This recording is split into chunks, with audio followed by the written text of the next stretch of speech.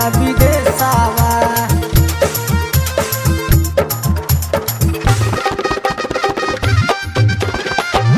विकास गइला करा के गबनवा सैया,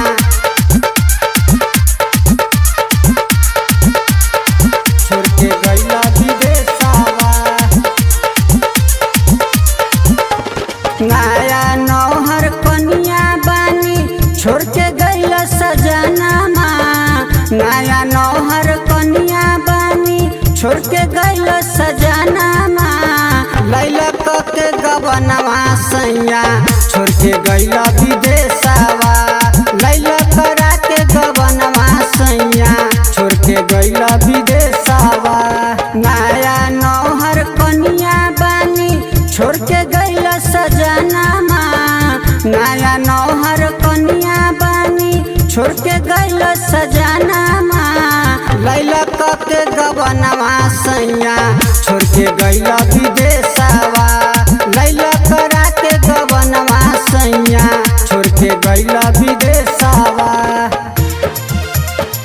छोड़ के गइला विदेशवा।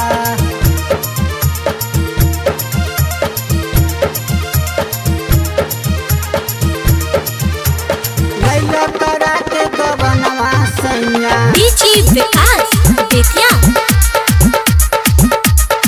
छोड़ के गइला विदेशवा। छोड़ी के गइला जब से सैया, रोए लतन के बाली हो। दुख में कटेला हमार रतिया, तरपेला चढ़ल जवानी हो। मन करता ए सैया, मन करता ए सैया, जैती हम नैहरवा। लैला के गबनवा सैया, छोड़ के गइला विदेशवा।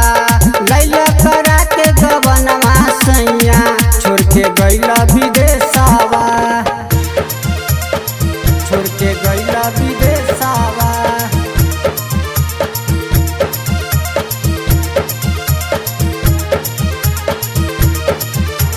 लैला करा के गबनवा सैया, विकास बेतिया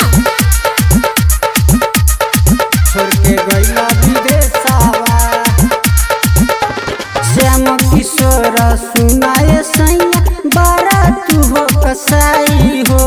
जल्दी से टिकट कटा लिए सैया, घरे जल्दी आई हो। चढ़ल जवानी लूटल चाहे, चढ़ल जवानी लूटल चाहे, छोटका हई देवरवा।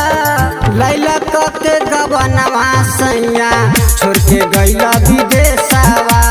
लैला करा के गबनवा सैया, छोड़ के गइला विदेशवा। रौनक रिकॉर्डिंग स्टूडियो मेजरगंज सीतामढ़ी।